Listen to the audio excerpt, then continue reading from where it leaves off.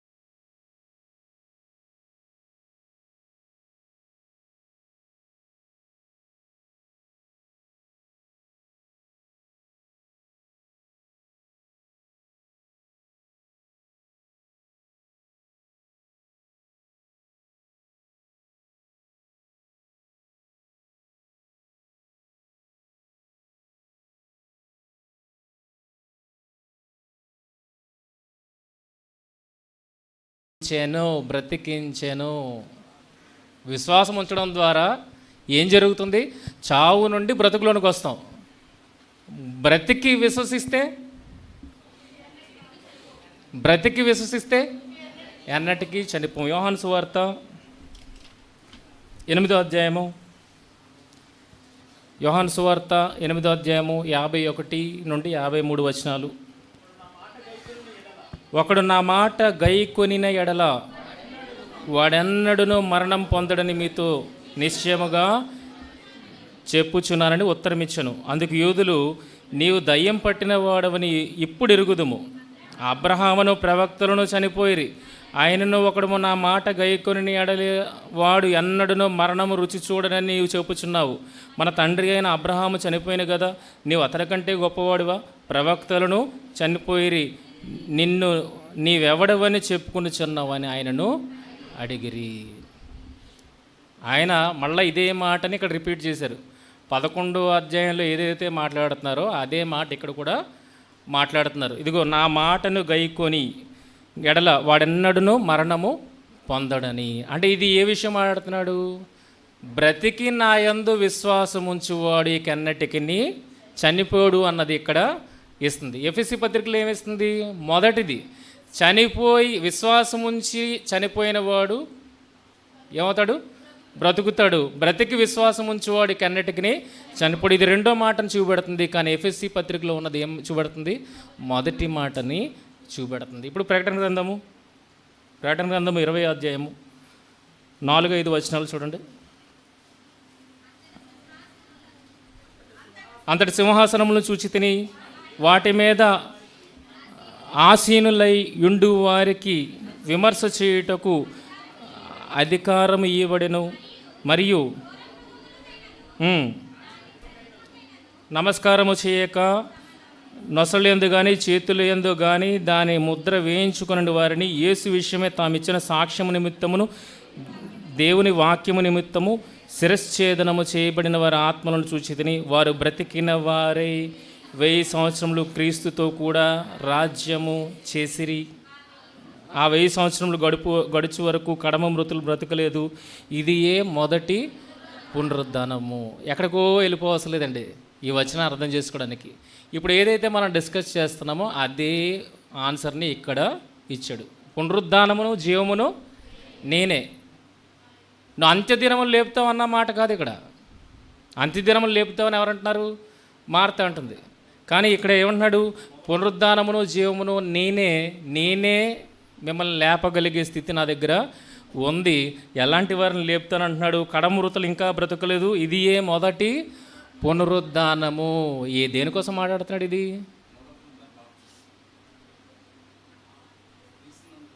క్రీస్తునందు. మొదటి పాయింట్ ఏంటి? మొదటి పాయింట్, నా యందు విశ్వాసం ఉంచువాడు చనిపోయినను బ్రతుకున. ఇది మొదటి పునరుద్ధానము. అలా జీవాన్ని ఇవ్వగలిగేది ఎవరు? యేసుక్రీస్తు వారే. ఇది ఫస్ట్ పునరుద్ధానం. మీది మన జీవితాల్లో దేవుడిచ్చింది ఫస్ట్ పునరుద్ధానం. ఇప్పుడు బ్రతికిన తర్వాత మనము విశ్వాసం ఉంచితే మన మీద దేనికి అధికారం లేదు? రెండో మరణానికి అధికారం లేదు. అదేంటిది? ఇది మొదటి పునరుద్ధానం అయితే అదేంటిది? ఇది రెండవ పునరుద్ధానం. అర్థమవుతుందా? ఆల్రెడీ దేవుడు మనల్ని పునరుద్ధానం చేయించాడు. ఎలాగా? పాపము చేతను అపరాధముల చేతను మన జీవాన్ని కోల్పోయి ఉంటుండగా బాప్తిసం ద్వారా దేవుడు మరలా తన జీవాన్ని ఇచ్చి మమ్మల్ని లేపాడు. ఇది మొదటి పునరుద్ధానం. అయితే ఈ మొదటి పునరుద్ధానంలో మనం దేవుని యందు విశ్వాసం ఉంచగలిగితే కడవరకు, అప్పుడు రెండో పునరుద్ధానములో మనకి భాగస్వామ్యము ఉంటుంది. బాప్తిసం ఏంటి? బాప్తిసం దేనికి సాదృశ్యంగా ఉంది? మన సమాధికి సాదృశ్యంగా ఉంది. అందులో లెగడం ఏంటి? పునరుద్ధానమే కదా. ఇది మొదటి పునరుద్ధానం. ఈ మొదటి పునరుద్ధానంలో ఇక్కడ ఉన్న వారందరికీ పాలుంది. అయితే బ్రతికి నా యందు విశ్వాసం ఉంచువాడు ఇక ఎన్నటికని చనిపోడు. అంటే ఇప్పుడు మనం ఏముంచాలి? బ్రతికాం కదా, మొదటి పునరుద్ధానంలో పాలుంది కదా. ఇప్పుడు మనం బ్రతికి విశ్వాసం ఉంచితే మన మీదకి దేనికి అధికారం లేదు? మరణానికి అధికారం లేదు. కానీ రెండో పునరుద్ధానానికి నువ్వు యోగ్యుడవు అవుతావు. అది రియల్. ఇది సాదృశ్యం మాత్రమే, మొదటి పునరుద్ధానం సాదృశ్యం మాత్రమే. కానీ రెండవ పునరుద్ధానం అనేది మన పట్ల నెరవేర్చబోయే వాస్తవ ఘట్టం. అర్థమవుతుందా? కనుక రెండిటికి సమాధానాలు మన బ్రతుకుల్లో దేవుడు చూపెడుతున్నాడు. అది లాజరుకి మాత్రమే కాదు, మనందరి జీవితాల్లో కూడా దేవుడు దానిని కనపరుస్తాడు. మనందరం ఇప్పుడు ఎందులో పాలివారం? మొదటి పునరుద్ధానంలో పాలివారం. ఇప్పుడు రెండో పునరుద్ధానంలో కూడా పాలివారం అవ్వాలంటే ఏం చేయాలి? ఏ విశ్వాసాన్ని అయితే మొదట ఉంచారో అదే విశ్వాసాన్ని మీరు కొనసాగించేవారుగా ఉండాలి. అప్పుడు రెండో పునరుద్ధానంలో కూడా మీరు పాలివారు అవుతారు. అర్థమైందా పాయింట్? ఫాస్ట్గా వెళ్ళిపోయినా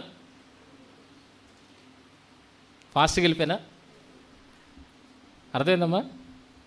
బాప్తీసం తీసుకోవడం ద్వారా మీరు మృతి చెంది మరలా క్రీస్తు జీవాన్ని కలిగిన వారుగా బయటకు వస్తున్నారు. అది మొదటి పునరుద్ధానం. బ్రతికి నా యందు విశ్వాసం ఉంచేవాడు ఇక ఎన్నటికీ చనిపోడు అంటే దేనికోసం ఆడుతున్నాడు? రెండో మరణం మనకు ఉండదు, రెండో పునరుద్ధానంలో మనం అందరము భాగస్వాములు అన్న విషయాన్ని మాట్లాడుతున్నాడు. ఓకేనా? బ్రతికమా లేదా? మొదటి పునరుద్ధానంలో భాగం ఉందా లేదా? చనిపోయి బ్రతికితేనే మరలా రెండో దాంట్లోకి ఎంటర్ అవుతాం. లేదంటే చివర ఒక మాట ఉంది, కడమ మృతులు ఇంకా బ్రతకలేదు. ఇంకా అందులో ఉన్నావా? మనం ఏమన్నా ఇంకా క్రీస్తుని ఎరుగని వారంగా ఉన్నావా? రక్షణ తీసుకోలేని వారంగా ఉన్నావా? ఆలోచించండి. కనుక రెండు విషయాలు ఏదైతే మాట్లాడాడో అది లాజరు కోసం కాదండి, అది మనందరి కోసము యేసుక్రీస్తు వారు మాట్లాడిన మాట. ఓకే, మనందరం చనిపోయిన వారిని చూడండి. యోహాను సువార్త 5వ అధ్యాయము 25వ వచనం. యోహాను సువార్త 5వ అధ్యాయం 25వ వచనం. మృతులు దేవుని కుమారుని శబ్దము విను గడియ వచ్చుచున్నది, ఇప్పుడే వచ్చి ఉన్నది, దానిని వినువారు జీవింతురని మీతో నిశ్చయముగా చెప్పుచున్నాను. ఎవరి గురించి మాట్లాడిన మాట ఇది?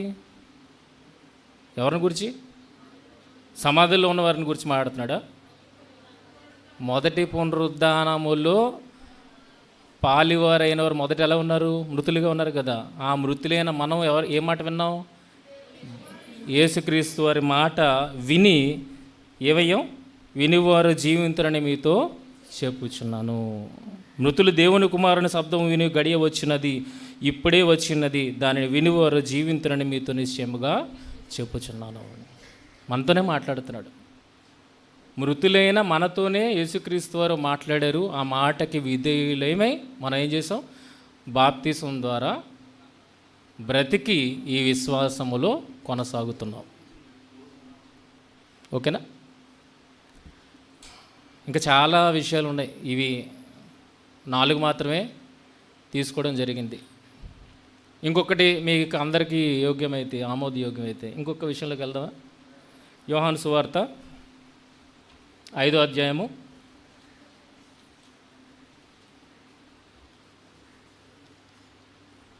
17వ వచనము. అయితే యేసు, నా తండ్రి ఇదివరకు పని చేయుచున్నాడు, నేనును చేయుచున్నానని ఉత్తరము ఇచ్చెను. నా తండ్రి ఇదివరకు పని చేయుచున్నాడు, నేనును చేయుచున్నానని వారికి ఉత్తరం ఇచ్చెను. ఎలా అర్థం చేసుకోవాలి ఈ వచనాన్ని? చాలా బాగా తెలిసిన వచనం ఇది, మనకి అందరికీ బాగా వినికిడిలో ఉన్నది. యేసు, నా తండ్రి ఇదివరకు పని చేయుచున్నాడు. ఎలా అర్థం చేసుకోవాలి? మైక్ ఇక్కడ ఇటుపక్క ఉన్న వాళ్ళకి ఇప్పుడు ఇక్కడే ఉండాలి సాధన, నువ్వు వెనక్కి వెళ్ళిపోకూడదు. ఎలా అర్థం చేసుకోవాలమ్మా? నా తండ్రి ఇదివరకు పని చేయుచున్నాడు అన్నది ఎలా అర్థం చేసుకోవాలి?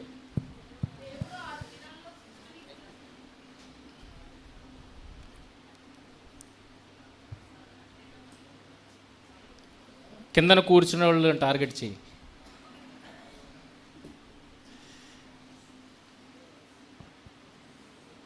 ఎవరైనా చెప్తారా? మైక్ ఇవ్వాలా? ఇటుపక్క మాటతో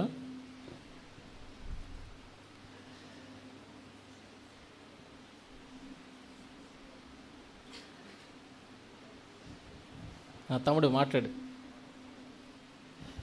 మీరు ఏదో ఒకటి మాట్లాడడమే కావాలి, అది తప్పు అయినా రైట్ అయినా ఏదో ఒకటి మీ నోటి నుండి రావాలి అంతే.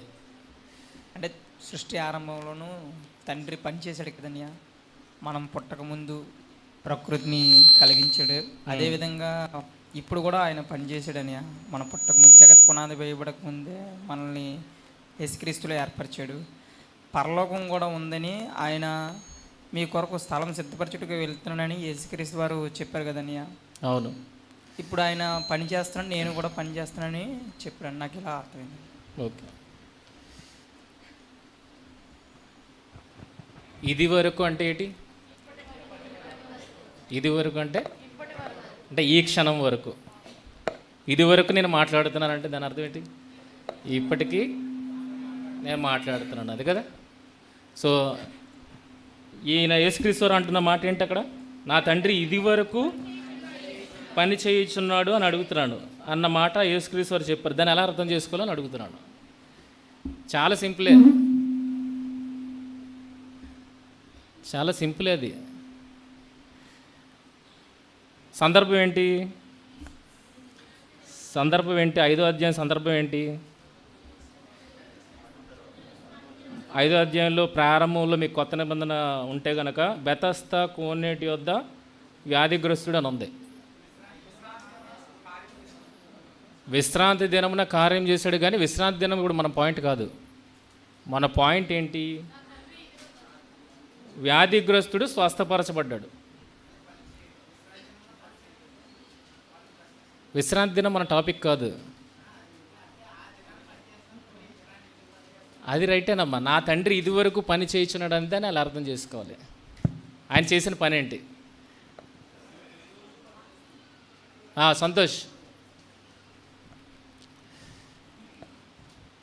అంటే దేవుడు ప్రారంభం నుంచి, సృష్టి ఆరంభం నుంచి పని చేస్తున్నాడు. అంటే మనిషిని ఎలా రక్షించాలి, మనిషిని మంచి మార్గంలో తీసుకురావడానికి. అంటే కొత్త నిబంధనలో కూడా చాలా మాటలు ఉన్నాయి కదా. అవునవును. ఎవరో నశింపవాలని నిశ్చింపక ఆయన మనందరి కోసం పనిచేస్తున్నాడు. మీరు విశ్రాంతి దినంలో నేను ఒక స్వస్థత చేసి ఒక మంచి పని చేసినందుకు నన్ను ఎందుకు ప్రశ్నిస్తున్నారు మీరు? నా తండ్రే పని చేస్తున్నాడు మంచి కోసం, అందరి కోసం ఇది వరకు పని చేయించున్నాడు. నేను కూడా ఇప్పుడు పని చేస్తున్నాను, నేను కూడా ఆయన లాంటి పని చేశాను, నన్ను ఎందుకు మీరు తప్పు పడుతున్నారనే ఉద్దేశంలో ఆయన మాట్లాడుతున్నారు. ఇది నాకు అర్థం. తండ్రి చేసిన పని ఏంటి? మానవాళి కొరకు ప్రారంభం నుంచి ఇప్పుడు వరకు పని చేస్తూనే ఉన్నాడు. ఇప్పుడు చేసిన పని ఏంటి? ఇప్పుడు కూడా ఇది వరకు అందుకే ఎక్స్ప్లెయిన్ చేశాను. ఇది వరకు అంటే ఇప్పటి వరకు తండ్రి చేసిన పని ఏంటి? ఆయన పంపించాడు, ఆయనతో నిరంతరం ఉన్నాడు, ఆయనతో క్రియలు జరిగిస్తున్నాడు. ఇంకా ఇదంతా పనే కదా. ఇదంతా పనే. ఇది వరకు ఆయన పని చేయించున్నాడు మన బాగు కోసం, మన రక్షణ కోసం. ఈ యేసుక్రీస్తు వారు కూడా విశ్రాంతి దినమున స్వస్థత చేస్తే వీళ్ళు అడుగుతున్నారు. ఓకే, అర్థం. అంటే ఒక మంచి పని చేస్తే మీరు నన్ను ఎందుకు ప్రశ్నిస్తున్నారు, నా తండ్రి కూడా ఎలాగే చేశాడు కదా అని ఆయన మాట్లాడుతున్నారు. అదే అందులో అర్థమైంది. ఇంకెవరైనా?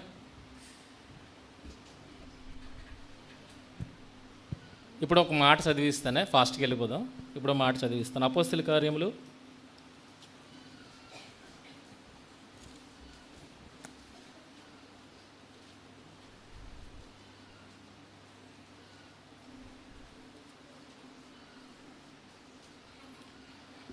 4వ అధ్యాయము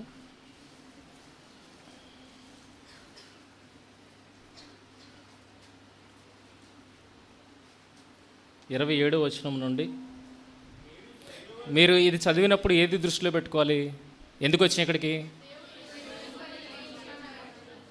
అది మైండ్లో పెట్టుకోండి. మీరు కనెక్ట్ అవ్వాలి. అది మైండ్లో ఉంటేనే ఇప్పుడు చదువుతున్న దానికి కనెక్ట్ అవుతారు, లేకపోతే కనెక్ట్ కారు. కనుక ఎప్పుడైనా ఎక్కడికైనా వెళ్ళాం అనుకోండి, మొదటి దాన్ని వదిలేయకూడదు. మీరు చదువుతున్నప్పుడు కూడా మీకు ఏదైనా ప్రశ్న వచ్చిందనుకోండి, ఆ ప్రశ్నను ఎప్పుడు మైండ్లో ఉంచుకోండి. అది ఎప్పుడో ఒకసారి ఏమవుతుంది? ఆ హుక్కు తగులుతుంది దానికి. అది వదిలేశారనుకోండి, ఎందుకు తగులుతుంది? అర్థమైందా? చేపలు పట్టేవాడు అలా వేసి ఉంచుతాడా? ఉంచుతాడా లేదా? ఎర్ర వేసి ఉంచుతాడా లేదా? తీసేస్తాడా? మీకు దొరికినంత వరకు అది అలాగే ఉంటూనే ఉండాలి. అలాగే మీరు దేనికోసం అయితే వెతుకులాడుతున్నారో అది మీ మైండ్లో ఎర్రలాగే ఉండిపోవాలి. బైబిల్ అంతా చదువుతారు, కొన్ని రోజులు గడుస్తుంది, కొన్ని సంవత్సరాలు గడుస్తుంది, ఎక్కడో దగ్గర ఈ కుక్కెం తగులుతుంది. అర్థమైందా? కనుక మొదటి దాన్ని వదిలేసి ముందుకెళ్ళిపోకండి. మీకు ఏ ప్రశ్న వచ్చినా సరే ఆ ప్రశ్నను మైండ్లోనే ఉంచుకోండి, దాన్ని అరెస్ట్ చేయొద్దు. ఎప్పుడో ఒకప్పుడు దేవుడు దానికి ఆన్సర్ని ఖచ్చితంగా ఇస్తాడు.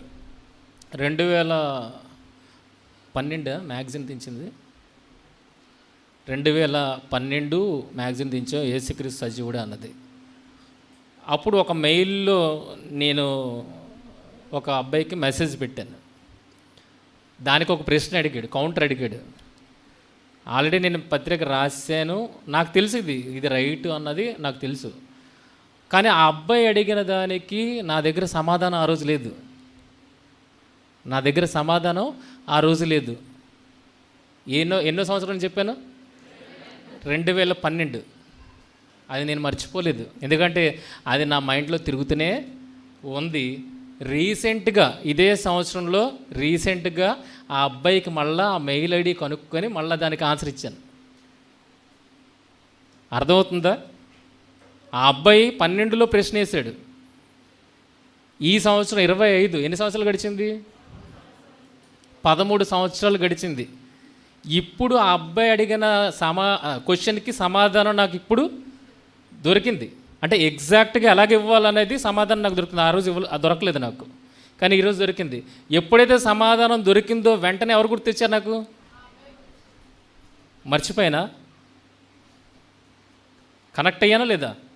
ఇన్ని సంవత్సరాల తర్వాత కూడా నేను కనెక్ట్ అవ్వగలుగుతానంటే అది మైండ్లో ఉండి తొలగిపోలేదు, దాన్ని అలా పట్టుకునే ఉన్నాను. 25లో దానికి సమాధానము ఇచ్చాను. ఎన్ని సంవత్సరాలు గడిచిందండి? 13 సంవత్సరాలు గడిచినా సరే ఆ సందర్భాన్ని నేను మర్చిపోలేదు, ఆ ప్రశ్నని నేను మర్చిపోలేదు. అది అలా హుక్కులాగే ఉండిపోయింది. ఈ సంవత్సరం అది తగిలింది. అర్థమవుతుందా? కనుక సంవత్సరాలు గడిచిపోతూనే ఉంటాయి, మీరు చదువుతూనే ఉంటారు. సమాధానం రానందుకు దాన్ని వదిలేయకూడదు, దాన్ని అలా మైండ్లో పెట్టుకోండి. ఏదో ఒక రోజు తగులుతుంది ఖచ్చితంగా, ఓకేనా? దానికి ఏం అవసరం? ఓపిక, నిరీక్షణ అవసరం. అన్నీ వెంటనే జరిగిపోవు, అన్నీ అనుకున్న వెంటనే జరిగిపోవు. మీరు అడుగుతారు, ఒక ప్రశ్న అడిగారు అనుకోండి, దానికి ఇప్పుడు సమాధానం దొరకవచ్చు వెంటనే, లేదా సమాధానమే దొరకకపోవచ్చు, కానీ సమాధానం అయితే ఖచ్చితంగా ఉంటుంది. అది ఈరోజు నా మైండ్కి తట్టకపోవచ్చు, కానీ ఒక రోజు ఖచ్చితంగా మీ ప్రశ్నకు సమాధానాన్ని ఇచ్చే తీరుతాం. కనుక నిరీక్షణ అవసరం. ఇదంతా ఎందుకు చెప్పాను?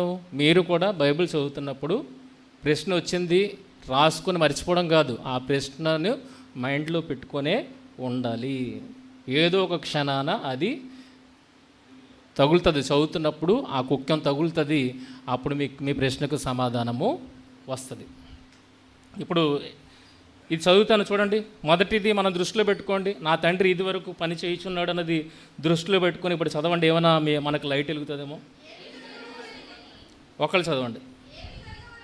ఏమి జరగవలనని నీ హస్తమును నీ సంకల్పమును ముందు నిర్ణయించెనో వాటనన్నింటినీ చేయుటకే నీవు అభిషేకించిన నీ పరిశుద్ధ సేవకుడైన యేసునకు విరోధముగా హేరోదును, పొంతు పిలాతును, అన్యజనులతోనూ ఇజ్రాయేల్ ప్రజలతోనూ ఈ పట్టణమందు నిజముగా కూడుకొనిరి. తర్వాత, ప్రభువా, ఈ సమయమందు వారి బెదిరింపులు చూచి రోగులను స్వస్థపరచుటకును నీ పరిశుద్ధ సేవకుడైన యేసు నామము ద్వారా సూచక క్రియలను మహత్కార్యములను చేయుటకును నీ చేయి చాచి ఉండగా నీ దాసులు బహుధైర్యముగా నీ వాక్యమును బోధించినట్లు అనుగ్రహించుము. తగిలింది ఏమన్నా? తగిలిందా?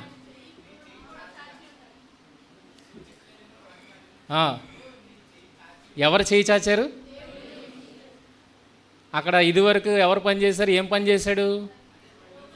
ఆ రోగిని స్వస్థపరచడానికి ప్రభు అయిన యేసుక్రీస్తు వారికి సహాయం చేసింది ఎవరు? అర్థమైందా? అంటే యేసుక్రీస్తు వారు చేశారని మనకు కనబడుతుంది, కానీ వెనకాతల బ్యాక్గ్రౌండ్లో ఎవరు నడుస్తున్నారు? తండ్రి చెయ్యి కూడా ఉంది. నా తండ్రి ఇది వరకు పని చేయుచున్నాడు, నేను పని చేస్తున్నాను ఆ రోగిని స్వస్థపరిచే విషయంలో. ఇది వరకు, అందుకే మనిషి చేశాను ఇది వరకు అంటే ఆ రోగిని స్వస్థపరిచే విషయంలో ఎవరెవరు ఉన్నారు? నేను ఉన్నాను, నా తండ్రి కూడా ఉన్నాడు ఇదే పనిలో. మనం ఎక్కడికి వెళ్ళిపోయాం? ప్రారంభానికి వెళ్ళిపోయాం. ప్రారంభం ఓకే కాదనట్లేదు, కానీ ఇప్పటికీ ఏం చేస్తున్నాడు తండ్రి అంటే మా పట్ల, మన పట్ల దేవుని కార్యాలు, దేవుని హస్తం వెనక్కి తీయలేదు.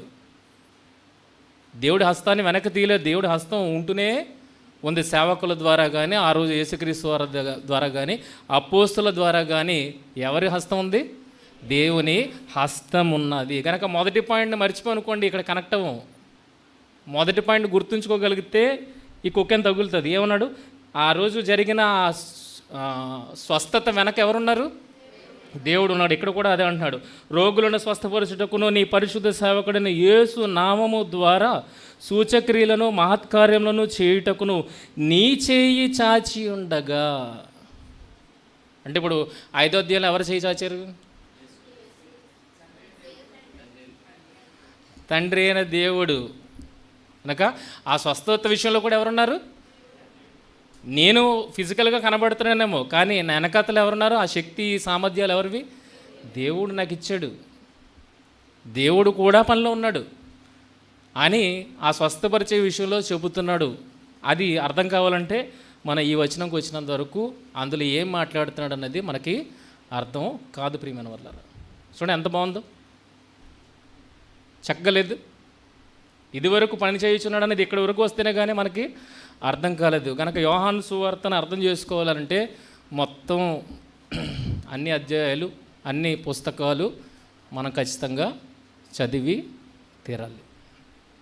మిగిలిన సువార్తలకు యోహాను సువార్త అర్థమైపోద్ది అంటే అర్థం కాదు, కొద్ది కాంప్లికేటెడ్. ఓకే, ఇక్కడికి అయింది. బాగుందా? మరి ఇలాంటి అనేకమైనవి ఉన్నాయి.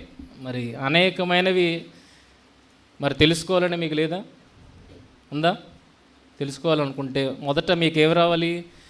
ప్రశ్న రావాలి. చదివినప్పుడు ఏం రావాలి? ప్రశ్నలు రావాలి. ప్రశ్నలు వస్తే ఇలాంటివన్నీ అద్భుతమైనవి బయటకు వస్తాయి. ప్రశ్నలే రాలేదనుకోండి, ఏది బయటికి రాదు. ప్రశ్నలు వేయడం ద్వారానే నేర్చుకోగలుగుతారు. మళ్ళీ చెప్తున్నాను, పిల్లలు ఎలా నేర్చుకుంటారు? పిల్లలు ఎలా నేర్చుకుంటారు? ఎన్నిసార్లు అడుగుతారు ఆ ప్రశ్నని? ఇదేంటి ఇదేంటి ఇదేంటి ఇదేంటి వాళ్ళకి అర్థమైనంత వరకు అడుగుతారు. అర్థమైపోయిన తర్వాత మళ్ళీ ఇంకా దాన్ని అడగరు. అర్థమైపోయిందని అర్థం ఎప్పుడు మనకు తెలుస్తుంది? వాళ్ళు మళ్ళీ అడగరు. అది దాన్ని ఎప్పుడైతే అడగడం మానేస్తారో మనం ఏం అర్థం చేసుకోవాలి? వాళ్ళకి అర్థమైపోయిందని అర్థం చేసుకోవాలి. అర్థం అవనంత వరకు ఏం చేస్తారు? అడుగుతూనే ఉంటారు. అలాగే మీరు కూడా ఏమో చేయాలి? మొదట ప్రశ్న రావాలి, తర్వాత అడగడం నేర్చుకోవాలి. ప్రశ్న వేయడం నేర్చుకోవాలి, తర్వాత అడగడం నేర్చుకోవాలి. రెండూ రావాలి. ప్రశ్న వేసుకోవడం రావాలి, దాన్ని అడిగి తెలుసుకోవాలన్న మనసు కూడా మీకు రావాలి. అలా ఓపెన్గా రాలేదనుకోండి, మీకు సమాధానం కూడా తెలీదు. ఓకే, ఈ రెండు ఉండాలి. ఇప్పుడు ప్రజెంటేషన్లోకి వెళ్దాం. మధ్యాహ్నం సెషన్కి అవసరమైనది మధ్యాహ్నం సెషన్కి అవసరమైన దానికి ప్రిపరేషన్ అన్నమాట ఇది, ఈ ప్రెజెంటేషను.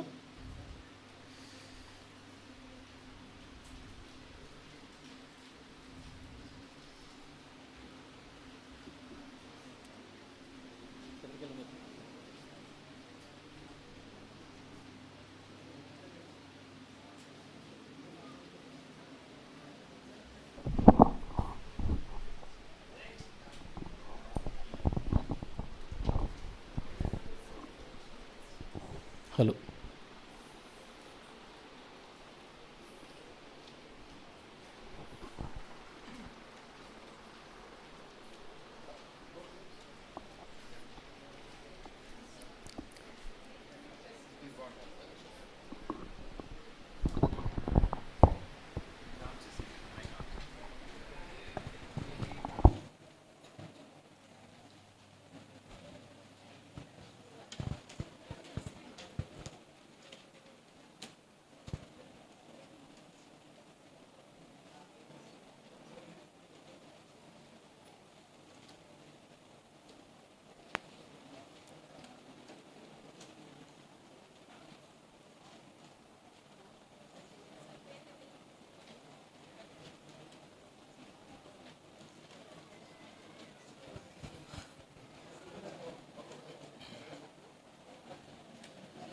ఏమైంది? 100 లేవా? 100 ఉందా? 200?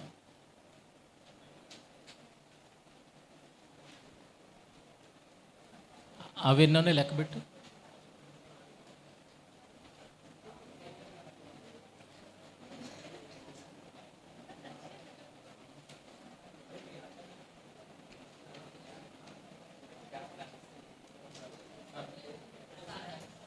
ఉదయం నుండి డోర్స్ వినడానికి పైన యాక్టివేట్లు ఉన్నాయి, బ్యాక్ సైడ్ ఆన్సర్స్ ఉన్నాయి. పేపర్ అందరికి అందిందా? అందలేని వాళ్ళ చేతులు ఎత్తండి.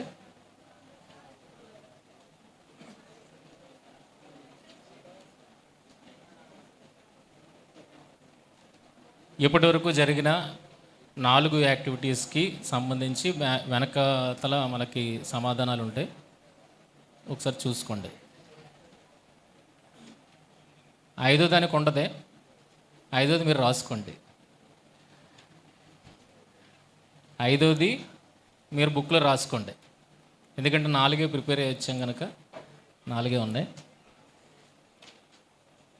మధ్యాహ్నం సెషన్లో ఏమున్నది చెప్పండి. బా చదివారు అందరూ? ఎన్ని అధ్యాయాలు చదివారు? ఎన్ని చదివారు? అంటే చదవమన్నాం కదా అని 2 అధ్యాయాలు చదువుతారా?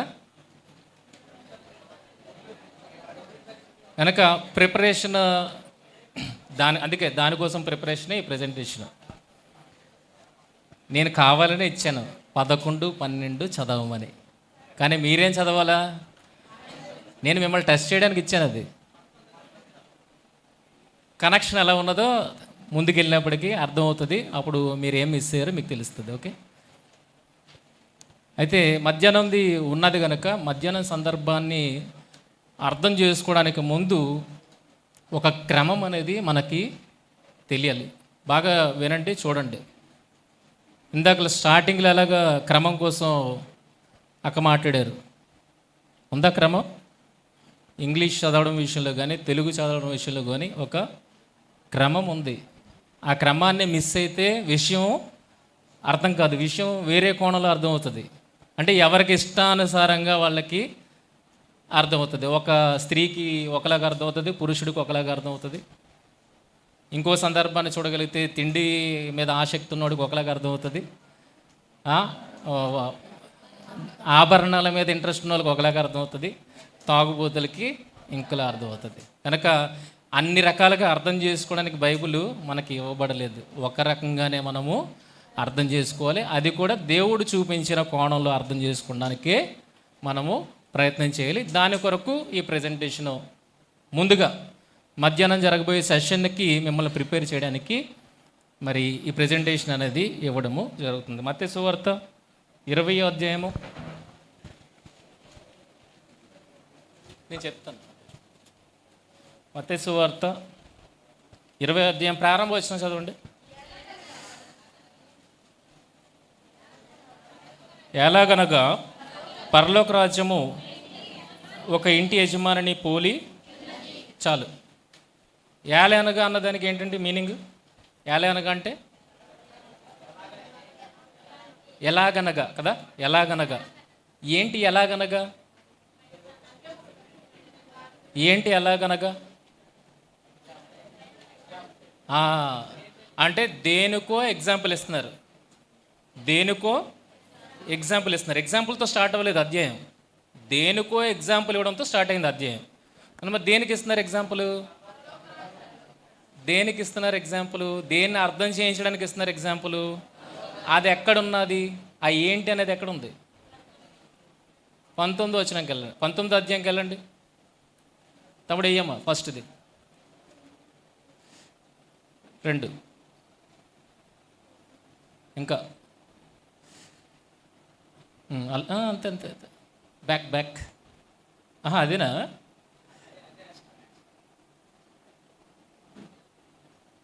నెక్స్ట్ది ఇదే ఓకే. ఏలే అనగా అని చెప్పి ఒక దాన్ని అర్థం చేయించడానికి ఎగ్జాంపుల్ స్టార్ట్ చేశారు కదా, ఓకేనా? దేనికోసం అని స్టార్ట్ చేశారు ఎగ్జాంపుల్? ఒక విషయం అర్థం చేయించడానికి. ఆ విషయం ఎక్కడుంది? కనుక బైబిల్ చదివినప్పుడు ఎలా చదవాలి? అధ్యాయం స్టార్ట్ అయింది కనుక అధ్యాయం నుండి స్టార్ట్ చేద్దామా? మనకు అధ్యాయాలతో నిమిత్తము లేదు. సందర్భం మనకి కావాలి, విషయం కావాలి. అధ్యాయాలు మన వెసులుబాటు కొరకు చేయబడినవి. తర్వాత ఇంతకుముందు లాస్ట్ టైం చెప్పాను కదా మీ క్లాస్లో, బైబిల్ అనేది మనలాగా అధ్యాయాలుగా వచనాలుగా విడదీసి రాయబడలేదు. ఒక స్క్రోల్స్ అంటే చర్మపు కాగితాల మీద మొత్తం అంతా రాయబడి ఉంటుంది. బైబిల్ ప్రాజెక్ట్ అనేది ఎవరైనా వీడియో చూసుంటే, బైబిల్ ప్రాజెక్ట్ అనే వీడియో ఎవరైనా చూసుంటే, అందులో మీకు ఒక బుక్ని ఎక్స్ప్లెయిన్ చేస్తూ ఒకే షీట్ మీద మొత్తం అంతా రాసుకుని వెళ్ళిపోతాడు. బైబిల్ ప్రాజెక్ట్ ఎవరు చూసారా? ఎవరైనా చూసారా? చూడలేదా? చూడండి, బైబిల్ ప్రాజెక్ట్ తెలుగు అని కొట్టండి, అందులో వీడియోస్ వస్తాయి. అందులో అధ్యాయాలని ఎక్స్ప్లెయిన్ చేస్తాడు. సారీ, అధ్యాయాలు కాదు, బుక్స్ని ఎక్స్ప్లెయిన్ చేస్తాడు. అంటే ఒక లేవియ కాండం తీసుకున్నాడు అనుకోండి, లేవియ కాండం కోసం మొదటి అధ్యాయం నుండి స్టార్ట్ చేస్తాడు. అదంతా అయ్యేటప్పటికి ఫిగర్ జూమ్ ఇన్ చేస్తాడు. మొత్తం అంతా ఒక పేజ్ మీద ఉంటుంది. ఇచ్చిన వివరణ అంతా ఎక్కడ ఉంటుంది? ఒక పేజ్ మీద ఉంటుంది. బుక్ అంతా ఒక పేజ్ మీద ఉంటుంది. కానీ చూపించడానికి ఎలాగా ఒకటి ఒకటి ఒకటి అలా తీసుకుని వెళ్తాడు. కానీ లాస్ట్కి వచ్చినప్పటికీ అంతా ఒక పేజ్ మీద ఉంటుంది. అలాగే బైబిల్ కూడా మొట్టమొదట రాయబడింది. దాని మన వెసులుబాటు కోసం ఏం చేశారంటే అధ్యాయాలుగా వచనాలుగా విభజించారు. కానీ మనం చదివేటప్పుడు ఎలా చదవాలి? విషయం తెలుసుకోవడానికి అన్నట్టుగా మనము చదవాలి. ఇప్పుడు యాలే అనగా అంటే ఏంటమ్మా? ఇందాక లేదు చెప్పు. యాలే అనగా ఎలాగనగా, ఎలాగు అని అంటే దేనికోసం ఇస్తున్నాడు? ఎలాగనగా అని పైన ఒక విషయం ఉంది. 19వ అధ్యాయం ఆఖరి వచనంలో చూడండి ఏముందో. మొదటి వారు అనేకులు కడపటి వారు అగుదురు, కడపటి వారు మొదటి వారు అగుదురు. ఇది ఎలాగా? అదనమాట. 18వ అధ్యాయం మొదటి వచనంకి వచ్చినప్పటికి ఏముంది? ఇది ఎలాగా? క్వశ్చన్ రావాలి కదా మీకు. మొదటివారు అనేకులు కడపటివారు అగుదురు, కడపటివారు మొదటివారు అగుదురు అని మీరు వినగానే మీకు ప్రశ్న రావాలి. ఇది ఎలా జరుగుతుంది?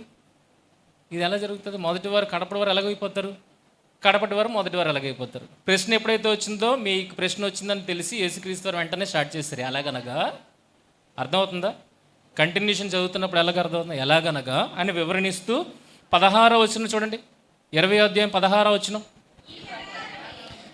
ఈ ప్రకారమే ముగింపు ఇస్తున్నాడు. విషయాన్ని 19లో ఎత్తుకున్నారు, 20లో దానికి ప్రారంభంలో ఎగ్జాంపుల్ సెట్ చేస్తున్నారు, 16లో ఎగ్జాంపుల్ కంప్లీట్ అయిపోయింది. ఈ ప్రకారమే కడపటివారు మొదటివారు అగుదురు, మొదటివారు కడపటివారు ఆగుదురు. అర్థమైందా? ప్రారంభం ఎక్కడుంది చూడండి. ఇక్కడ ప్రారంభం ఎక్కడుంది చూడండి. మొదలు ఇది, ముగింపు ఇది. ఒక విషయానికి మొదలు 19లో స్టార్ట్ అయింది, ముగింపు 20వ అధ్యాయం మధ్యలో ముగింపు అయింది. అంటే ఇప్పుడు విషయాన్ని తెలుసుకోవాలంటే ఎలా చదవాలి బైబిల్ని? అధ్యాయాలుగా వచనాలుగా ఎప్పుడు మీరు చదవద్దు. బైబిల్ నేర్చుకోవాలన్న ఉద్దేశంతో మీరు ఉన్నారు కనుక మీరు ఎలా చదవాలంటే విషయం అర్థమయ్యేటట్లుగా మీరు చదవండి. అందుకే యోఫ్తా 11-12 ఇచ్చాను, మీరు ఎక్కడ వెళ్తారనేసి. కానీ మీరు అక్కడే ఉండిపోయారు, ముందుకు వెళ్ళలేదు, వెనక్కి వెళ్ళలేదు. 2 అధ్యాయాలు చదివని చెప్తున్నారు. అధ్యాయాలు కాదు కావాల్సింది, విషయం కావాలి. విషయం ఏంటో కావాలి. ఆ విషయం తెలుసుకోవడానికి మీరు ఎంతలాగా పరిగెడతారో పరిగెట్టండి. బైబిల్లో విషయం తెలుసుకోవడానికి ఎంతైనా మీరు పరిగెట్టండి. అధ్యాయాలు ఎవరికి కావాలండి? అప్పచెప్పాలంటే అధ్యాయాల కింద చదువుకోవాలి. ఈ వచనంలో ఏముందరా చెప్పరా అంటే వాడు చదువుకోవాలి. మిమ్మల్ని ఎవరు అలాగా అడగట్లేదు కదా. మిమ్మల్ని ఏం అడుగుతున్నాం? ఎన్ని అధ్యాయాలు కంఠస్థ పెట్టేవరా, ఎన్ని వచనాలు కంఠస్థ పెట్టి ఈ వచనం చెప్పు అని అడగట్లేదు కదా. మనం ఏం నేర్చుకోవాలంటే విషయాన్ని నేర్చుకోవాలన్నప్పుడు మనకు అధ్యాయాలతో పని లేదు, వచనాలతో పని లేదు. నెక్స్ట్ స్లైడ్ అమ్మా. తమ్ముడు ముందుదే, అది ఫస్ట్కి వెళ్ళిపోయింది. ఇదే 8వ అధ్యాయంలో ఏముంది చూడండి. మత్తయి సువార్త 8:1 ఏముంది? ఆయన కొండ దిగి అని ఉంది. అసలు కొండ దిగాడంటే కొండ ఎప్పుడు ఎక్కాడో తెలియాలి కదా. అర్థమైందా? అసలు కొండ ఎప్పుడు ఎక్కాడు? దిగుతున్నాడని రాశాడు సందర్భంలో. 5వ అధ్యాయంలో కొండ ఎక్కినట్టు ఉంది, 8వ అధ్యాయంలో కొండ దిగినట్టున్నాడు. అంటే ఇదంతా ఒకటే సందర్భం. కొండ మీద ప్రసంగాలను చదువుకుంటాం కదా. కొండ మీద ప్రసంగాలు ఎక్కడి నుండి? 5 నుండి 8 వరకు. 5 నుండి 8 వరకు. కనుక 5లో ఆయన కొండ ఎక్కాడు, 8లో ఆయన కొండ దిగాడు. అంటే ఈ సందర్భాలు, మధ్యనున్న సందర్భాలన్నీ ఎక్కడవి? కొండ మీదవి. ఇప్పుడు ఎక్కడి నుండి చదవాలి? 5లో స్టార్ట్ చేస్తే మళ్ళీ 8 వరకు మీరు క్లోజ్ చేయకూడదు, ఒక విషయం అర్థం చేసుకోవడానికి. అర్థమైందా? Next example. ఇప్పుడు అసలైన దానికి వస్తాం. హెబ్రీ 12 అధ్యాయం చూడండి.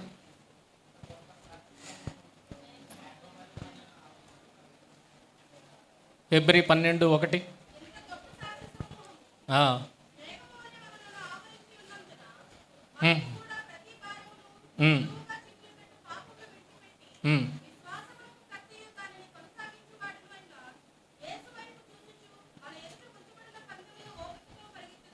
చాలమ్మా. మనకొక ధైర్యాన్ని కలిగించడానికి గ్రంథకర్త మనకంట ముందు ఎవరున్నారని చెప్తున్నాడు? సాక్షి సమూహం ఉంది. వారిని చూస్తే మనం దేని నుండి తప్పించుకోవచ్చట?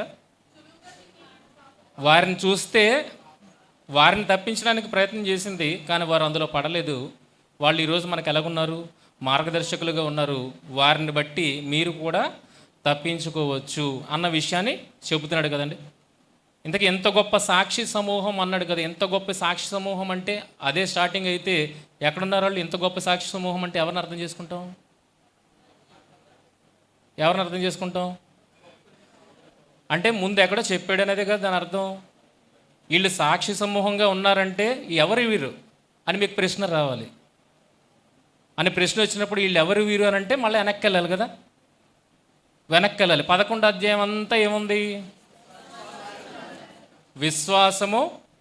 ఆ విశ్వాసముతో వారు ఎలా సాక్షులుగా ఉన్నారు, అలా విశ్వాసముతో సాక్షులుగా ఉన్న వారికి ఏం ఫలము దక్కింది. అదే కదా 11వ అధ్యాయం అంతాని. ఓకేనా? 11వ అధ్యాయం అంతా విశ్వాసుల విశ్వాస జీవితము, వారి విశ్వాసంతో పొందుకున్న ఫలము పొందుకున్నారు కదా ఫలాన్ని. ఇప్పుడు మీరు కూడా పొందుకోవచ్చని 12లో ముగింపిస్తున్నాడు. ఇప్పుడు విశ్వాస ఫలం కోసం ఎందుకు చెప్తున్నాడు? వీళ్ళందరినీ ఎగ్జాంపుల్గా తీసుకొని విశ్వాస ఫలం కోసం ఎందుకు చెప్తున్నాడు? ఎందుకోసం ఎత్తుకోవాల్సి వచ్చింది? దానికి ప్రారంభం ఎక్కడుంది? 10వ అధ్యాయానికి మనం వెళ్ళాలి. 10వ అధ్యాయంలో చూడండి ఏ వచనం మొదలు ఎక్కడ చూడండి? హెబ్రీ పత్రిక 10:35. హెబ్రీలకు ఈ గ్రంథాన్ని రాస్తూ హెబ్రీలకు భరోసా ఇస్తున్నాడు, ధైర్యపరుస్తున్నాడు. గ్రంథకర్త ధైర్యపరుస్తున్నాడు. ఏంటంటే మీరు విశ్వాసంతో ఏదైతే ఇప్పటివరకు చేశారో దానికి ఏముంది? ఫలం ఉంది. మీరు ఆ ఫలాన్ని పోగొట్టుకోవద్దు. ఈ ఫలం కావాలంటే కాస్త మీకు నిరీక్షణ కూడా అవసరము అన్న విషయాన్ని చెబుతూ ఏమంటున్నాడు ఇక్కడ? కాబట్టి మీ ధైర్యమును విడిచిపెట్టకుడి, దానికి ప్రతిఫలముగా గొప్ప బహుమానము కలుగును అని ఇక్కడ స్టార్ట్ చేశాడు. ఇగో ఇది మీకు కలగాలి అని నేను మాటలతో చెప్పడం కాదు. మన ముందు ఎవరున్నారు? సాక్షులు ఉన్నారు. వాళ్ళు ఇచ్చిన సాక్ష్యాన్ని బట్టి వారు పొందుకున్న ఫలం ఉంది అని 11వ అధ్యాయాన్ని 10వ అధ్యాయంతో ఎక్స్ప్లెయిన్ చేస్తున్నాడు. 10వ అధ్యాయంలో ఫలం ఉందని చెప్పాడు, 11లో ఎక్స్ప్లెయిన్ చేస్తాడు ఆ ఫలం ఏంటో. 12వ అధ్యాయంలో ఆ ఫలాన్ని ఎలా పొందుకోగలమంటే వాళ్ళని చూసి మనం పొందుకోవాలి అని చెప్తున్నాడు. అంటే 10, 11, 12 కనెక్షన్ ఉందా లేదా? ఉన్నదా లేదా? ఉందా? ఓకే, అర్థమైందా ఎలా చదవాలో? Next slide.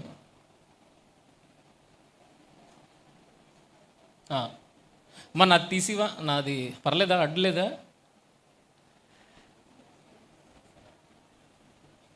ఏంటి లెక్క ఇచ్చారు అనుకుంటున్నారా? ఈ లెక్కలోనే బోల్డ్ విషయం ఉంది.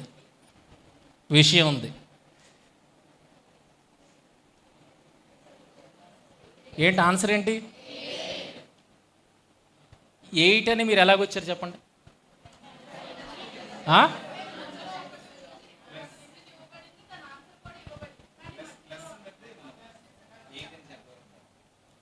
Plus, okay, plus, okay.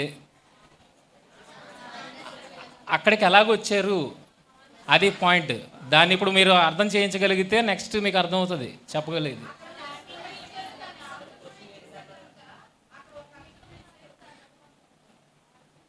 ఫలితాన్ని చూస్తున్నారా? 10 అంటే మీ మైండ్లో ఏం పెట్టుకున్నారు? ఫస్ట్ ఆన్సర్ పెట్టుకున్నారు. వివరాలన్నీ ఇచ్చాడా? ఒకటే ఇచ్చాడు. మిగిలింది ఏం చేయాలి? మిగిలింది అక్కడ ఏం పెట్టాలి అన్నది ఇవ్వబడిన ఫలితంతో మ్యాచ్ అవ్వాలి. అవునా? ఏది మ్యాచ్ అవుతుంది అనేది మీకు ఎలా తెలుస్తుంది?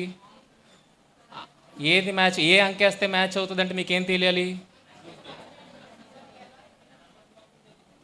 అది 0 to 10 మీకు నెంబర్స్ తెలియాలి. 0 to 10 నెంబర్స్ మీకు తెలియాలి ఫస్ట్, అంతేనా? దానికి ఆన్సర్ ఇవ్వాలంటే ఫస్ట్ మీకు నెంబర్స్ తెలియాలి, తర్వాత ఇంకొకటి తెలియాలి, కూడిక తీసివేతలు. అక్కడ ప్లస్ ఉన్నదా మైనస్ ఉన్నదా అది కూడా తెలియాలా వద్దా? అర్థమవుతుందా? ఫస్ట్ మీకు నెంబర్స్ తెలియాలి, తర్వాత అది ఎడిషనా సబ్ట్రాక్షన్ అనేది మీకు తెలియాలి, తర్వాత అవన్నీ తెలిసాయి. ఇప్పుడు ఏ నెంబర్ వేస్తే ఫలితానికి మ్యాచ్ అవుతుందో అది కూడా మీకు తెలియాలి. ఏ నెంబర్ వేస్తే ఫలితానికి మ్యాచ్ అవుతుందో అది కూడా తెలియాలి. అంటే విచారిస్తున్నారా? మీరు మీ మైండ్లో తెలియకుండానే చెప్పేస్తున్నారు టక్కుమని. కానీ అది కాదు. మీరు నేర్చుకున్నప్పుడు ఎలాగేసారు? మీరు నేర్చుకున్నప్పుడు, అంకెలు నేర్చుకున్నప్పుడు చిన్నప్పుడు క్లాస్కి వెళ్ళిపోండి. మళ్ళీ చిన్నప్పుడు క్లాస్కి వెళ్ళిపోయినప్పుడు అమ్మ ఇదేంటి పెద్ద ప్రాబ్లంలో ఉంది, ఇప్పుడు ఏం చేస్తారు? ఇక్కడ ఏమి ఇచ్చాడు? ప్లస్ ఇచ్చాడు. కూడిక చేయాలన్నమాట. అప్పుడు ఇక్కడ ఏ నెంబర్ వేయాలి? చూడండి, చిన్నప్పుడు వెళ్ళిపోండి. వెళ్ళిపోయినప్పుడు అప్పుడు మీ మైండ్ ఎలాగ పరిగెడుతుందో ఒకసారి ఆలోచించండి. ఫస్ట్ నెంబర్స్ తెలియాలి, తర్వాత అక్కడ ప్లస్ ఇచ్చాడా మైనస్ ఇచ్చాడా ఆ సింబల్స్ తెలియాలి, తర్వాత అక్కడ ఏ నెంబర్ వస్తుందో అనేది స్ట్రగుల్ పడాలి. ఏ నెంబర్ వస్తుంది అక్కడ? చూసారా? మీరు ఏం అనుకోకపోతే, మీరు ఇప్పుడున్న పరిస్థితుల్లో ఆలోచిస్తే అదేం పెద్ద విషయం కాదు. కానీ అక్కడికి వెళ్తే, ఆ స్టేజ్లోకి వెళ్తే మీకు ఎలా ఉంటుంది? అమ్మో ఎంత పెద్ద ప్రాబ్లం ఇచ్చాడు, దీన్ని ఎలా సాల్వ్ చేయాలి అంటే ఇప్పుడు ఏం చేస్తారంటే అంకులు తెలియాలి, ప్రొసీజర్ తెలియాలి, విచారించాలి. 3 ఉన్నాయా? నెక్స్ట్ స్లైడ్ అమ్మ. 2 అని ఉంది కదా, అది అసంపూర్ణమైన వివరాలు. అటుపక్క ఉన్నవి, మీ ఎడం చేతి పక్క ఉన్నవి అసంపూర్ణమైన వివరాలు. కానీ కుడి చేతి పక్క ఉన్నది పరిపూర్ణమైన ఫలితం. పరిపూర్ణమైన ఫలితం. ఈ పరిపూర్ణమైన ఫలితానికి ఇప్పుడు మీరు మ్యాచ్ చేయాలి. మ్యాచ్ చేయాలంటే మధ్యలో ఏమొస్తుంది అన్న విషయం మీకు తెలియాలి. ఇదంతా ఎందుకు చూపెడుతున్నాను అనేది నెక్స్ట్ స్లైడ్కి వెళ్ళినప్పటికీ మీకు అర్థమవుతుంది. నెక్స్ట్ స్లైడ్కి వెళ్ళమ్మా. మీకు కొద్దిగా మైండ్కి మేత. సేమే ఇందాకలు ఇచ్చిన ఎగ్జాంపుల్ లాంటిదే.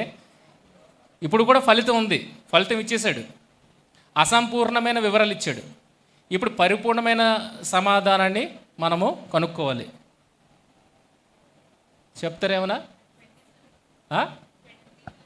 27 అంతేనా? Next slide.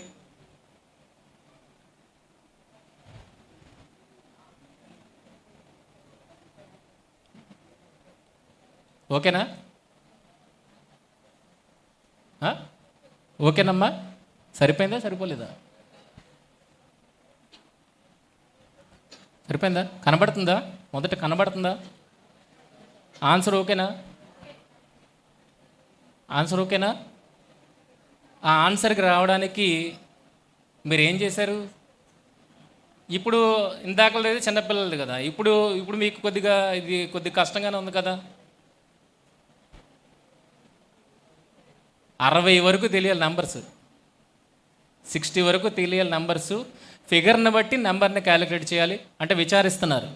60 వరకు నెంబర్లు తెలియాలి. ఇప్పుడు విచారణ స్టార్ట్ చేస్తాడు. అక్కడ ఏమేస్తే ఆన్సరు వస్తుంది.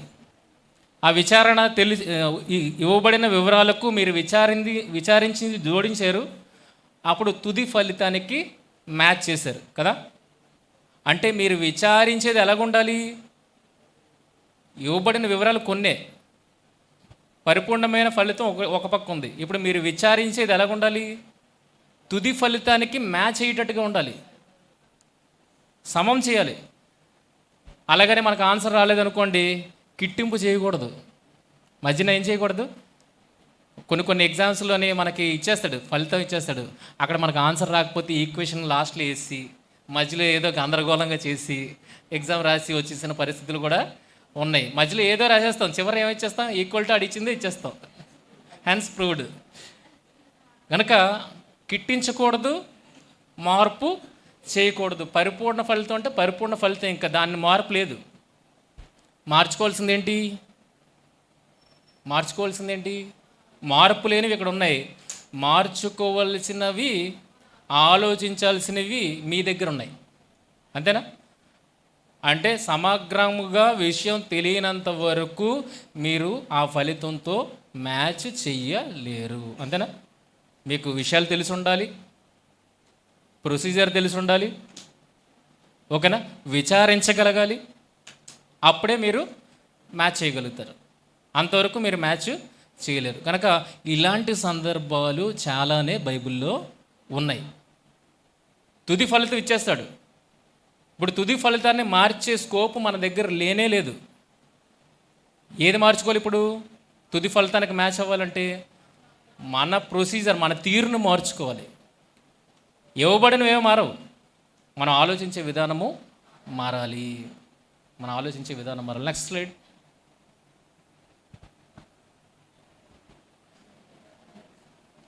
దీన్ని ఏమంటారంటే ఇవ్వబడిన విషయాలను తెలియబడిన విషయాలను తెలుసుకోవడం, దానిని విచారించి తుది ఫలితానికి మ్యాచ్ చేయడం అనేది ఇన్ఫిరెన్స్ అంటారు. అవి మనం ఆలోచించే విధానాన్ని బట్టి, అంటే మనం పాజిటివ్గా ఆలోచిస్తే పాజిటివ్గా వస్తాయి, నెగిటివ్గా ఆలోచిస్తే నెగిటివ్గా వస్తాయి. కానీ తుది ఫలితం మారదు. ఆ తుది ఫలితం ఏంటనేది ముందుకెళ్ళినప్పటికీ మీకు చూపెడతాను. Next slide. నెక్స్ట్.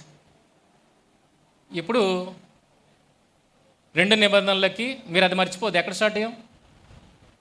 మొదట అధ్యాయాలుగా కాదు, వచనాలుగా కాదు, సందర్భానుసారం చదవాలి అన్నది. 2వ పాయింట్ దగ్గరికి వచ్చినప్పటికి ఏంటి? ఇన్ఫరెన్స్. ఇవ్వబడిన విషయాలు కొన్ని ఉంటాయి, తుది ఫలితం కొన్ని ఉంటాయి, మధ్యలోది మనం కనుక్కోవాలి కదా. ఇప్పుడు అదేది మైండ్లో ఉంచుకోండి. ఇప్పుడు నేను తీసుకెళ్తాను. కొత్త నిబంధన, పాత నిబంధన 2 ఉన్నాయా మన దగ్గర? రెండిటికి ఉన్న బంధం ఎలాంటిది అన్నది మనం చూడగలిగితే నెక్స్ట్ స్లైడ్. ఏముంది?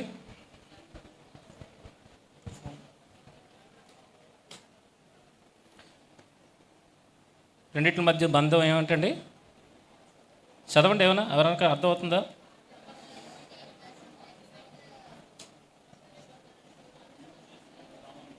పాత నిబంధనలు ఏముంది?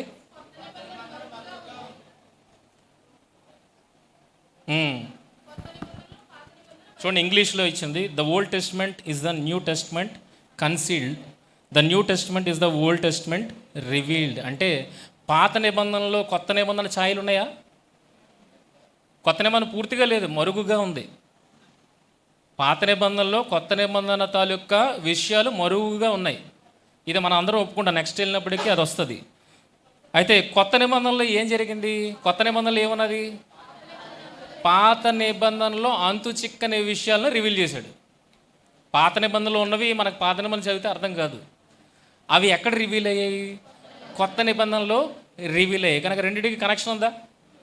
పాత నిబంధనలో కొత్త నిబంధన మరుగుగా ఉంది, కొత్త నిబంధనలో పాత నిబంధన రివీల్ అయ్యింది, బయలుపరచబడింది. రెండింటికి ఉన్న అవినాభావ సంబంధము ఇది. ఇప్పుడు నెక్స్ట్కి వెళ్ళనమ్మా. Next slide. పాత నిబంధనలో కొత్త నిబంధన మరుగుగా ఉంది అన్నది చూడండి ఏముందో.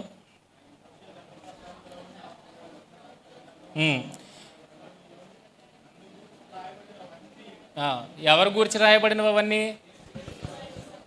అవి ఎక్కడికి వచ్చిన తర్వాత రివీల్ అయింది మనకి? కొత్త నిబంధనకు వస్తే రివీల్ అయింది. కానీ పాత నిబంధనలు ఉన్నాయా?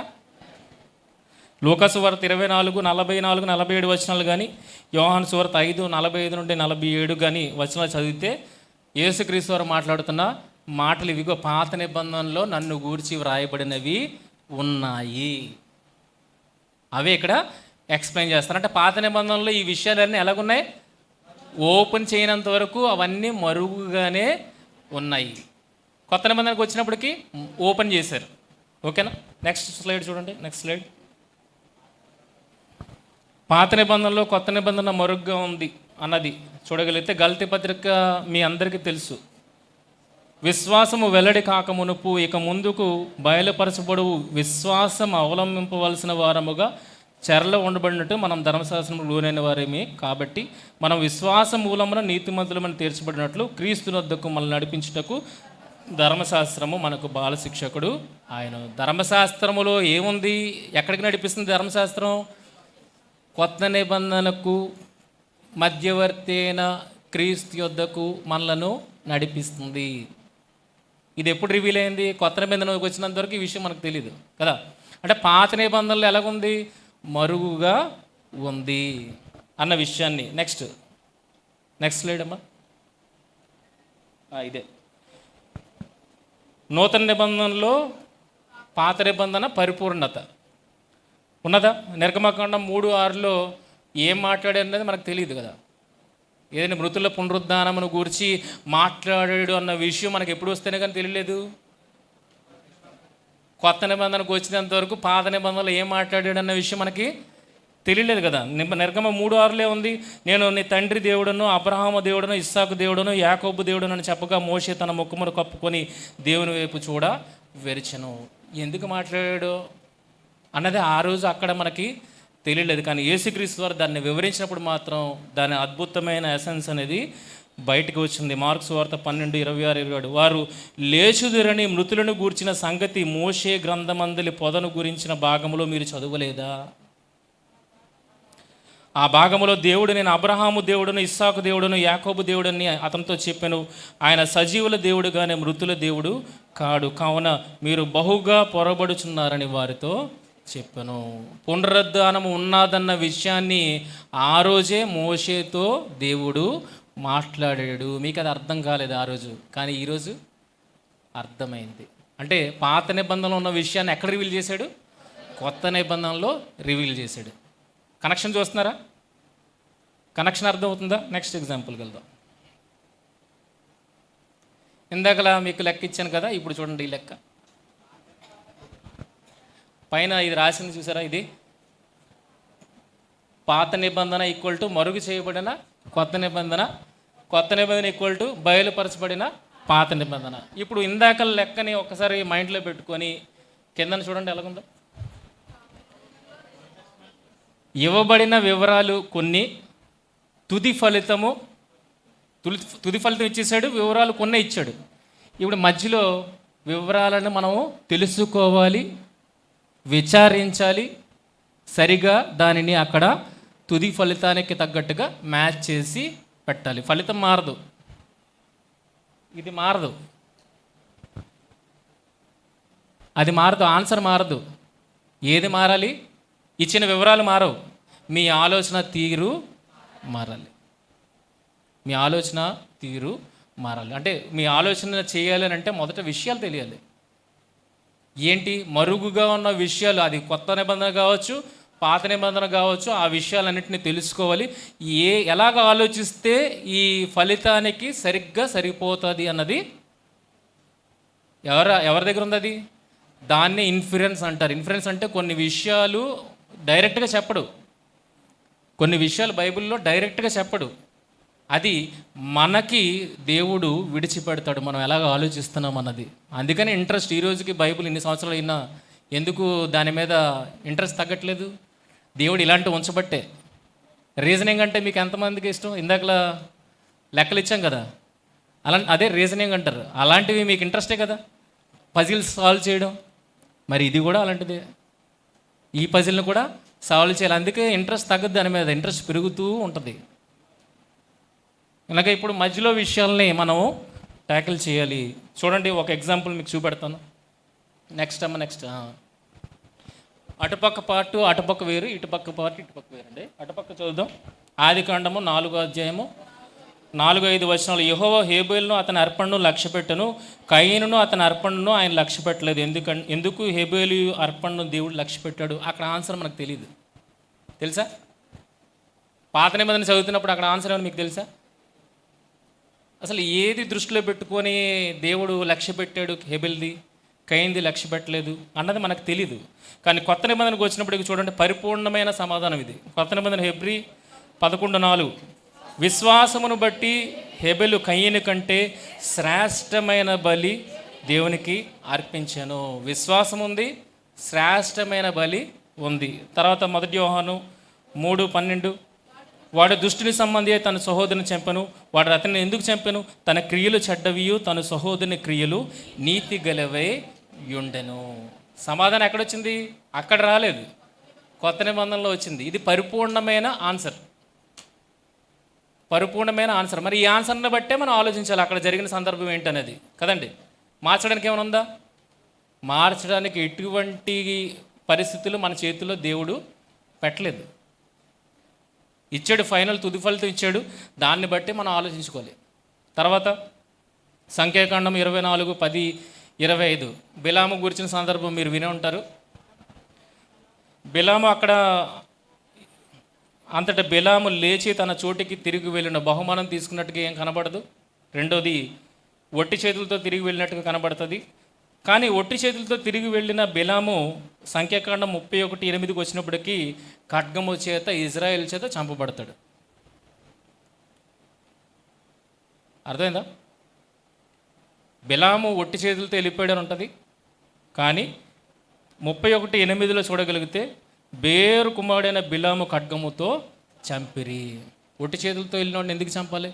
విషయం మనకి పూర్తిగా లేదు అక్కడ, విషయం పూర్తిగా లేదు అక్కడ. కానీ పరిపూర్ణత చూడగలిగితే ప్రకటన గ్రంథం 2:14 అవేవనగా విగ్రహములకు బలిచ్చిన వాటిని తిననట్లును జారతము చేయనట్లును ఇజ్రాయేలుకు ఉరియొడ్డుమని బాలాకునకు నేర్పిన బిలాము బోధను అనుసరించిన వారు నీలో ఉన్నారు. పరిపూర్ణమైన జడ్జిమెంట్ ఇక్కడ ఇస్తున్నాడు. గో బిలాము బోధ ఏదో చేశాడు బాలాకుకి. ఏంటా బోధ? గో నువ్వు విగ్రహాల తట్టుకు ఇజ్రాయేల్ తిప్పితే దేవుడు వారికి వ్యతిరేకంగా తిరుగుతాడన్న బోధని బిలాము బాలకుకి చేశాడు. అందుకే నెక్స్ట్ అధ్యాయం 25వ అధ్యాయానికి వచ్చినప్పటికీ వాళ్ళు వ్యభిచారం చేసి అనేకులు చచ్చిపోతారు. ఎవరి బోధ ఇది? ఒట్టి చేతులతో వెళ్ళలేదండి, బోధ చేసి వెళ్ళాడు. అక్కడ మనకు తెలియదు ఆ విషయం. కానీ ఎక్కడ తెలుస్తుంది? నూతన నిబంధనలో ఆ విషయము తెలుస్తుంది. నెక్స్ట్ స్లైడ్ వేసారా? ఇక్కడ మనకు తెలిసిన వివరాలు శారా విషయము.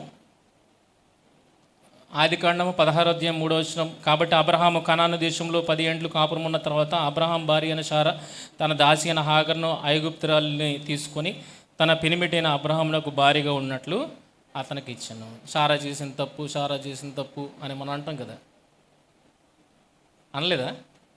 హాగర్ని ఇచ్చి శారా చేసిన తప్పు అని. అంటే మనకు తెలిసిన విషయాలు కొన్నిటిని బట్టి మనం ఎలాంటి దీనికి వచ్చేస్తున్నాము అని అంటే శారా చేసినవి తప్పు అన్న దీనికి వచ్చేస్తున్నాం. బాగా ఆదికాండం 18:13-15 చూడండి. అబ్రహాముతో వృద్ధురాలనైనా నేను నిశ్చయముగా ప్రసవించదనా అని శారా నవ్వనేలా? శారా భయపడి నేను నవ్వలేదని చెప్పగా అవును నీవు నవ్వితివి అనెను. చూడండి, ఈ విషయాలు మాత్రమే తెలుసుకొని మనం ఏం చేస్తామంటే ఒక నెగిటివ్ దృష్టికోణాన్ని శారా మీద పెడతాం. కానీ నూతన నిబంధనకు వచ్చినప్పటికీ ఏం చూపెడుతున్నాడు? ఆవిడని నెగిటివ్గా చూపెడుతున్నాడా, పాజిటివ్గా చూపెడుతున్నాడా? ఇప్పుడు ఏది తీసుకోవాలి మనం? నూతన నిబంధననే ఫైనల్ జడ్జిమెంట్ కింద తీసుకోవాలి. పరిపూర్ణత అదే. ఇప్పుడు పరిపూర్ణతకు తగ్గట్టుగా మనం ఏం చేయాలి?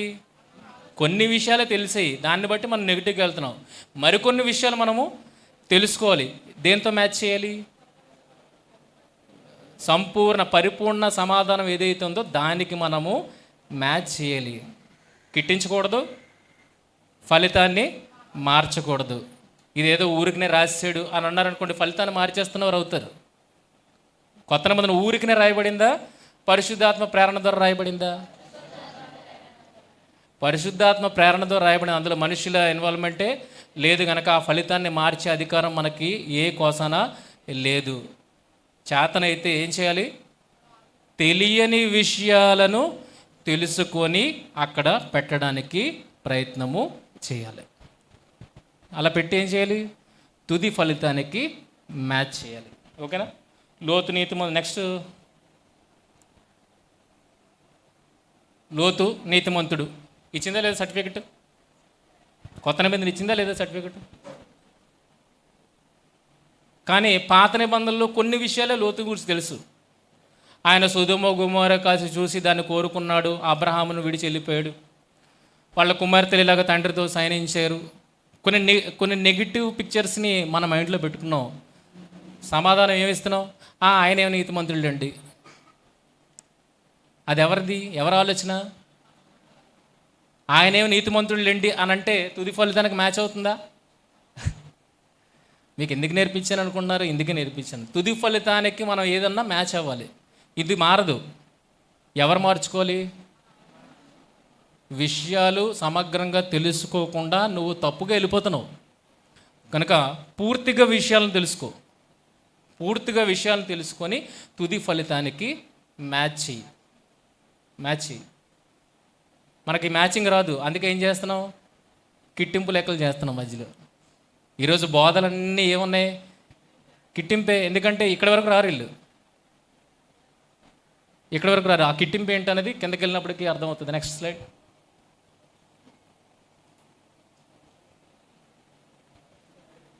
విశ్వాస వీరులు అంటే అటుపక్క మనకి పాత నిబంధనలు కొన్ని విషయాలే తెలుసు మనకి, అంతేనా? గిద్యోని ఏఫోదును చేసుకున్నాడు, ఏఫోదును చేసుకొని అనేకులను పక్కకు మళ్ళించాడు అన్న మాటను మనం చదువుతాం.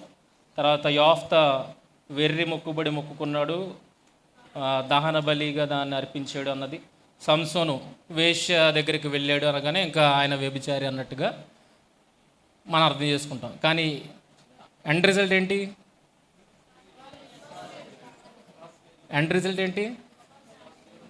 ప్రాబ్లం ఎక్కడుంది?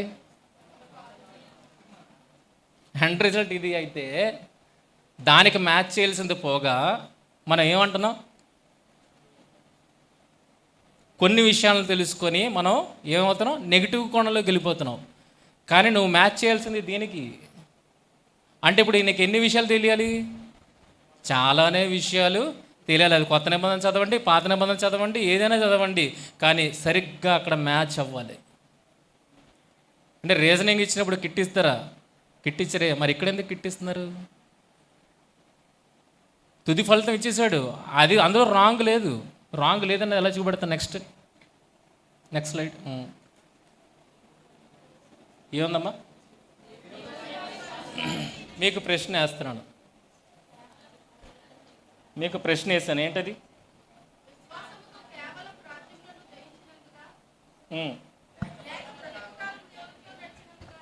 ఏది రైట్ ఇందులో? కేవలం పని జరగడానికి మాత్రం విశ్వాసంతో ఉన్నారా, లేదా బ్రతుకుకాలం విశ్వాసంతో ఉన్నారా? ఏది రైటు? దేవుడు దేన్ని కన్సిడరేషన్లోకి తీసుకుంటాడు? అవసరానికి విశ్వాసంతో ఉన్నది దేవుడు కన్సిడరేషన్లోకి తీసుకుంటాడా, లేదా తనతో పాటు తుది వరకు నడిచేరన్నది కన్సిడర్లోకి తీసుకుంటాడా? ఈ మాటకి మీరు వెళ్ళాలంటే ఇవ్వండి ఈ వచనం యెహెజ్కేలు గ్రంథము. నెక్స్ట్ స్లైడ్ అమ్మా. యెహెజ్కేలు గ్రంథము. ఇక్కడ ఏముందండి? పైన నీతిమంతుడి నుండి పాపి. అంటే ఒక నీతిమంతుడు ఉన్నాడు, వాడు పాపం చేశాడు, పాపం చేస్తే ఫలితం ఏంటని ఇక్కడ ఇచ్చాడు. కిందన పాపి నుండి నీతిమంతుడు అవుతున్నాడు, పాపి నుండి నీతిమంతుడు అవుతున్నప్పుడు ఏం ఫలితమో అది ఇక్కడ ఇచ్చాడు. పైన ఏముందండి? నీతిమంతుడు పాపం చేస్తే ఆ పాత నీతిని ఏమైనా జ్ఞాపకం చేసుకుంటానన్నాడా? మొత్తం తుడిచేస్తానంటున్నాడా? నీ నీతి క్రియలేక జ్ఞాపకమునకు రావు. అదే పాపి నీతిమంతుడిగా మారుతున్నప్పుడు ఏమన్నాడు? నీ పాపాలేక ఎన్నటికి నేను జ్ఞాపకం చేసుకున్నాను, ఇక నీ నీతినే నేను జ్ఞాపకము చేసుకుంటాను. అంటే మధ్యలో నీతిగా బ్రతికి చివరికి పాపంతో ముగించారనుకోండి, వాళ్ళ నీతి క్రియలు క్యాలిక్యులేట్ చేస్తాడా దేవుడు? చేస్తాడా? చేయడు కదా. మరి విశ్వాస వీరులు అని చెప్పిన తర్వాత దేవుడు దేన్ని పరిగణలోకి తీసుకున్నాడు? అప్పటి వరకు నీతిగా బ్రతికి తర్వాత పాపంలోకి వెళ్ళిపోయాడు. అదా? అర్థమవుతుందా నేను చెప్తున్నది?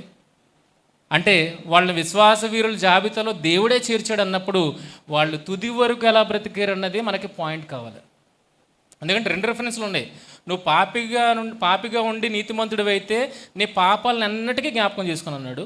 అలాగే నీతిమంతుడిగా ఉండి పాపిగా మారితే పాతగా నువ్వు చేసిన నీతి కార్యాలు ఏవిటిని నేను పరిగణలోనికి తీసుకున్నాడు. నీ పాప కార్యాలే గుర్తుంటాయి. అంటే చివర్లో ఏదైతే చేస్తాడో అవే గుర్తుంటాయి. చివర్లో ఏదైతే చేస్తాడో అదే గుర్తుంటుంది. ఇప్పుడు దేవుడు నీ విశ్వాస వీరులు అని చెప్పింది చివర్లో ఉన్నదా, మధ్యలో ఉన్నదా? చూసారా? ఇంకా ఆలోచించినప్పుడు ఎలా ఆలోచించాలో చూడండి. ఒక కన్క్లూజన్కి మనము రాకూడదు. చివరి స్లైడ్ అమ్మా, లాస్ట్ స్లైడ్. ఫిబ్రవరి పత్రిక 11:35 విశ్వాస వీరుల కోసం ఆడడం. స్త్రీలు మృతులైన తమ వారిని పునరుద్ధానం వలన మరల పొందిరి, కొందరైతే మరి శ్రేష్టమైన పునరుద్ధానం పొందగోరి విడుదల పొందనొల్లక యాతన పెట్టబడిరి. విశ్వాసం ఆసమాషిగా అది ప్రూవ్ అవ్వలేదండి. హతసాక్షులుగా వాళ్ళు నిలబడ్డారన్న విషయం మనకు అర్థమవుతుంది. మత్తయి సువార్త 24:13 మన విషయంలో కూడా అంతం వరకు సహించిన వాడెవడో వాడే రక్షింపబడును. అంతం వరకు. ప్రకటన 12:11 వారు గొర్రెపిల్ల రక్తం బట్టి తాము ఇచ్చిన సాక్ష్యమును బట్టి వారిని జయించి ఉన్నారు, కానీ మరణం వరకు తన ప్రాణంలోని ప్రేమించిన వారు కారు. తుది వరకు దేవుడు కన్సిడరేషన్లోకి రావాలంటే మన జీవితపు చరమాంకం వరకు మనం ఎలాగ ఉండాలి?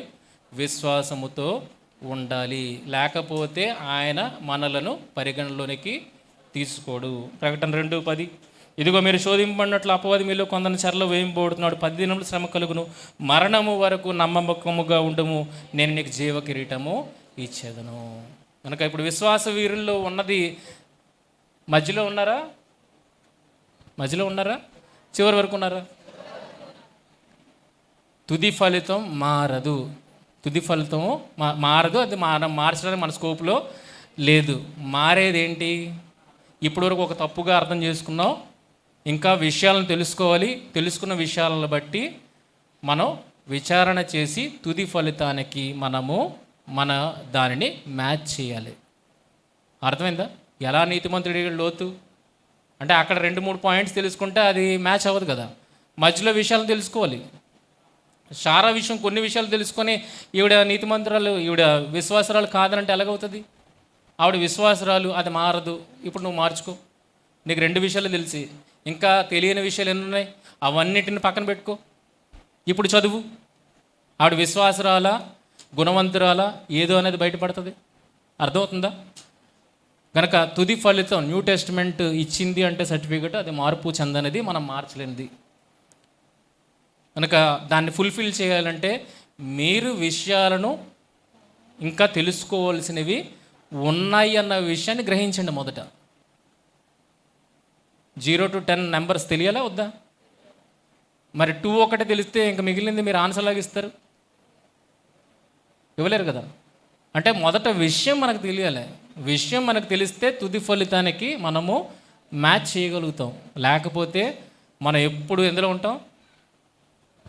ఒకళ్ళు చెప్పిన అబద్ధంలోనే ఉంటాం. కనుక మీరు బైబిల్ చదివేవారు కనుక, నేర్చుకోవాలన్న ఆసక్తి మీకు ఉన్నది కనుక, న్యూ టెస్టిమెంట్ తుది ఫలితం అయితే ఆ తుది ఫలితానికి మనము ఎలాగా మ్యాచ్ అయ్యేలాగా మన ఆలోచనలను పరిగెట్టించాలి అన్నది మన చేతిలో ఉన్నది. దేవుడు మన చేతిలో పెట్టాడు. అది యెహోవా ధర్మశాస్త్రం అలా చదువుకోవాలట. పరిశీలనగా చదివితేనే కానీ అది అర్థం కాదు. పైపైన చదివితే అర్థం వద్దా? పరిశీలనగా చదవాలా? పైపైన చదివితే ఏమీ అర్థం కాదు. పరిశీలన కావాలి. ఆ పరిశీలనలోనే మనకు మరుగుగా ఉన్న సత్యాలు బయటికి వస్తాయి. అప్పుడు మీరు తుది ఫలితానికి దానిని సమము చేయగలుగుతారు. ఓకేనా? ఇప్పుడు ఇదంతా దృష్టిలో పెట్టుకోండి. మధ్యాహ్నం సెషన్ దీని మీద నడవబోతుంది. కనుక ఈ బైబిల్ చదివే క్రమాన్ని మీరు దృష్టిలో పెట్టుకోండి. మధ్యాహ్నం టాపిక్ని దీని మీద నడిపిస్తాను. మీరు కూడా ఆలోచించడం ప్రారంభించండి. ఓకేనా? ఓకే.